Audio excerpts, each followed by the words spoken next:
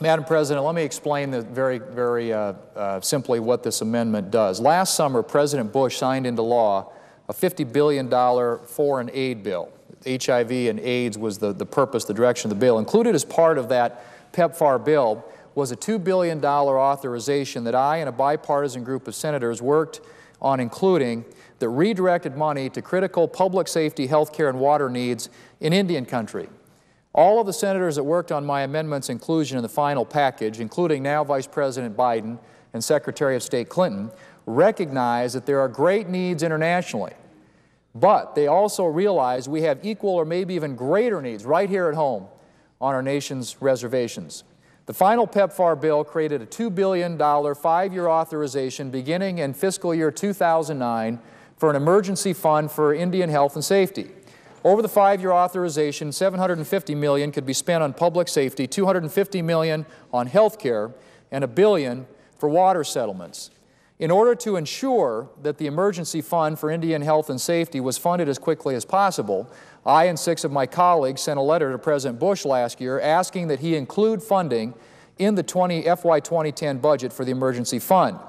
Then we worked to get a total of 21 senators to send a similar letter to President Obama on November 24th of 2008. I believe that this continued bipartisan effort underscores the support for addressing the needs that exist in Indian country. Now, Madam President, what the amendment does, it seeks to remedy this without raising the overall cost of the Omnibus bill. It simply reduces discretionary spending throughout the bill by $400 million, the FY 2009 authorized amount from PEPFAR, and redirects that money to the emergency fund for Indian safety and health. This amounts to less than 0.1% cut from each program funded in the Omnibus bill. Now, bear in mind that the Omnibus bill includes an overall funding increase of 8.3% over last year's appropriated level. That on top of the stimulus bill that passed earlier this year that, as we all know, poured billions of dollars into many of these federal agencies. And so what I'm simply suggesting here is that we carve out 0.1% of the cost of this bill. And as I said, it would take the overall increase in this year's bill from 8.3% over last year's appropriated amount to 8.2% increase over last year's amount. Now, since this appropriation bill was put together, I think it was put together in very short order behind closed doors, not to mention the fact that none of the 9 appropriation bills were ever voted on in the Senate, I believe that my amendment is a common-sense proposal that will ensure that we allocate tax dollars where they're needed the most. The needs are great in Indian country. I know many of my colleagues here would agree on that on both sides of the aisle. And if you just to illustrate my point, nationwide 1% of the U.S. population does not have safe and adequate water for drinking and sanitation needs. On our nation's Indian reservations, this number climbs to an average of 11%, and in the worst parts of Indian country to 35%. This lack of reliable, safe water leads to high incidences of disease and infection. In fact, the Indian Health Service has estimated that for each $1 it spends on safe drinking water and sewage systems, it gets a 20-fold return to health benefits.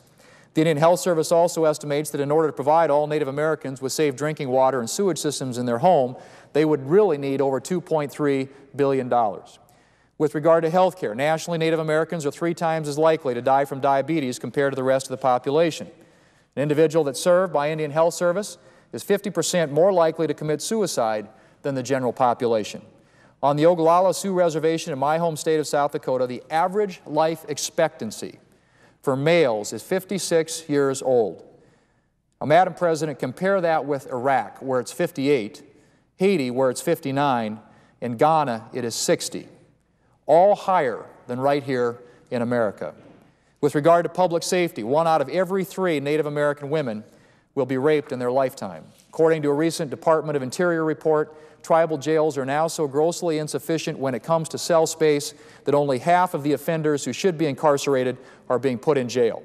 That same report found that constructing or rehabilitating only those detention centers that are most in need would cost $8.4 billion. The South Dakota Attorney General released a study at the end of last year on tribal criminal justice, and that statistic found that homicide rates on South Dakota reservations are almost 10 times higher than those found in the rest of South Dakota.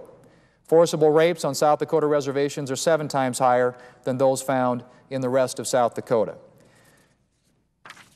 Madam President, clearly there are great needs in Indian country, and my common sense amendment would be a good step forward in addressing some of these needs because the Emergency Fund for Indian Safety and Health can be used for the following purposes: detention and IHS facility construction, rehabilitation and replacement, investigations and prosecutions of crimes in Indian country, cross-deputization and other cooperative agreements between state and local governments and Indian tribes, IHS contract health care, and water supply projects approved by Congress.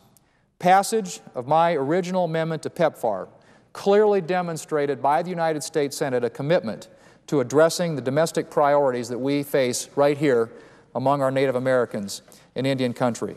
This amendment, Madam President, as I said before, simply carves out 1/10% of the overall increase in this year's appropriation bill, which is 8.3% over last year's level.